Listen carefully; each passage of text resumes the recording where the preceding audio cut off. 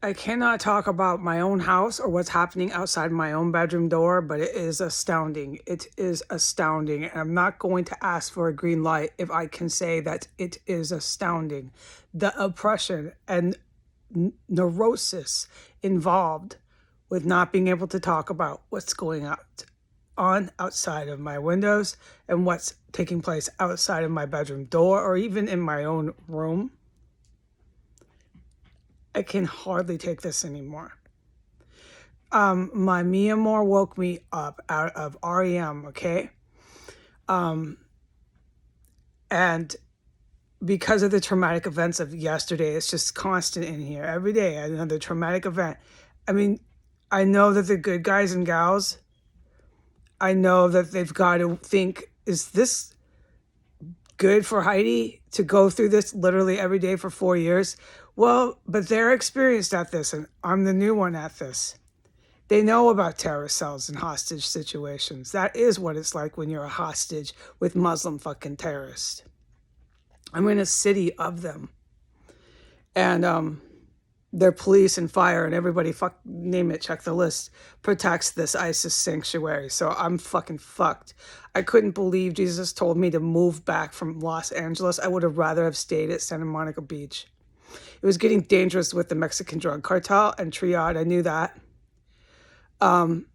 If anyone could review what I was doing at the time, they would see why Donald Trump succeeded at shutting down that Twitter account. Nonetheless, I put another one back up. They haven't shut that down yet. I don't know if it's even really accessible. I give up with all the hacking and the fucking games they play.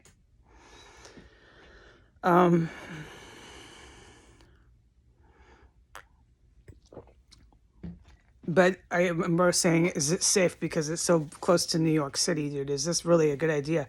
It was go, go. And I can see why, but I've been in this situation in so much fucking trauma and terror for so many years, 4 years. Nobody comes in. Nobody helps me out. Nobody asks me anything. Even anything. It's always just terrifying if anyone's at my door. Absolutely terrifying. That's all I've ever been exposed to. And then everything else that I can't because it's so oppressive with the Muslim terrorists who operate this place. It's so oppressive I can't even talk about anything that I have witnessed 4 years ago or even just 5 minutes ago. I just can't talk about anything. So I'm asking for I'm asking God who created me to please have mercy on me because I can't do this. I can't be in here being a sitting duck and then not say anything and just be like offering myself as a sacrifice. I don't do that. I am not offering myself as a sacrifice. I am still feasibly able to run out the front door, okay? And I'm going to do that. And I'm going to run out the front door and talk about everything I fucking witnessed.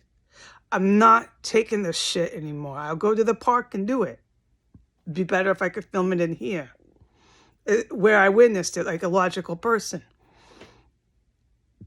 Anyways, back to my point at hand. My cat woke me up out of fucking complete, utter sleep. And then when I was laying there, I couldn't get back to sleep after being rudely awoken. I'm not mad at my cat, but this is the kind of shit that I am sick of living this way. I sleep on the floor. For one, my conditions here are terrifying. I went to bed terrified, but I can't talk about it. Like, does this have an end? I start to wonder. I do. Of course I do. According to the Muslim terrorists, no, I'll die in here. Every day terrified. Every fucking waking second terrified until they finally give me. Their little town, their little police, their little fire department finally does it. I know. Someday somebody will fucking stop these scumbags. Okay, so once I was woken up by my cat, I just laid there on the floor. Which I never slept on the floor before. Thanks, Americans. Just if you want to know. Amen.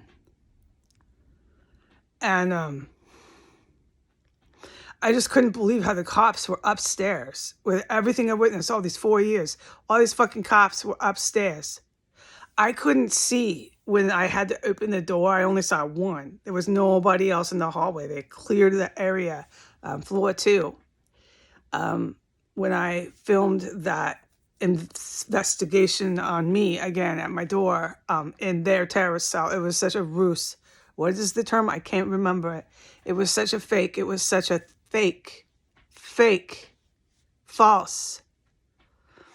And I can't talk about anything I witnessed the whole time. I'm in the house. There's about, I don't know, at least 10 cops here. But I can't talk about anything I witnessed about it. Except I can say this. I couldn't believe that they were up there, that they were all over. They weren't all over, but I can't talk about it. I can't even say what fucking room they were in. Do you understand? Whoever might be out there, who cares? What I'm going through, how this has to stop. I can't say anything about anything. This has to stop. Get it together. Okay, but anyway, so I was laying in bed. And I just couldn't believe. I couldn't believe it. And how it was so fake and how they laughed as they're dragging a dead DOA of a terrorist who was one of the main chemical stench makers. And then I laid there, because this is going to happen to a victim of crime. I'm the victim of crime. I mean, hello? Did we forget that? I know what? With Americans, they probably did. And I'm laying in the crime scene on the fucking floor, looking up, and I'm just like, oh my God, your mind, yesterday was just so traumatic. And they're taking out one of the main chemical, no, can't say that because these cops sit there and stalk my account. One of the main chemical stench makers in a plastic bag out the front fucking door is one of theirs. She's one of theirs. I don't look at myself anymore. I don't look at myself. I forgot. Don't look at yourself. Your baggy eyes, everything. It's their fault. It's the terrorist's fault that I'm in this shape. I know that. No woman would leave her hair like this. No, I couldn't. It was so fucking beyond even any consideration here. Yeah, I had to stop doing your hair, everything, man. But why is that? Nobody wants to fucking actually come to my door and ask me that. No. It's always cops with guns and plastic gloves. It's always them. And they're always talking to the dude. I've seen fucking chewing people up. Yeah. And I can't talk about that either. I know. I can't talk about what I just saw outside my bedroom door. Saw, heard, felt, saw, smelled, all the senses. Anything I say, they say I'm psychotic, psychosis. Coming back, knock, knock, knock. I know. I can't take this anymore. That's why I laid on the floor. I just couldn't fucking believe this. And if I could only say what I've been witnessing since after the police left, I can't. I can't. I know this much though, okay? Because they can say whatever they want about me. They can say whatever they want about this house. That's the police, the fire, the district attorneys here. That's just the whole crowd here, okay? They can go ahead and run their mouths, all right? In the backyards, whatever they want. On TV, go ahead, dude. Go ahead. I'll say this. It's not gonna, as stupid as you are and as fucking barbaric as I know all of you are. I know you are, and I know you are. At some point, you gotta realize I know how barbaric all of you are. Whatever, dude. You can go ahead and tell yourself, no, she doesn't, and believe whatever you think. Go for it. But there's going to be flashes where you know that I know how barbaric every one of you are in this city. I'm here, motherfuckers. I'm just going to say this won't last forever. There's no way that this many police and fire, this many barbarians up and down S Street, and that cruise by with their spandex on and their hot pants on, and no, it won't last for much longer. I know that much, okay? And I pray to God that I can get out of here in a couple months. I guess I'll buy myself an Uber After everything I've witnessed, I'm in a lot of shock about that. But yeah, so there's a lot on my mind that I'm still sleeping on the floor. I'm still in the federal fucking crime scene. There's a lot on my mind. I really wish my cat wouldn't have woke me fucking up. Okay? But I'm up. Bye.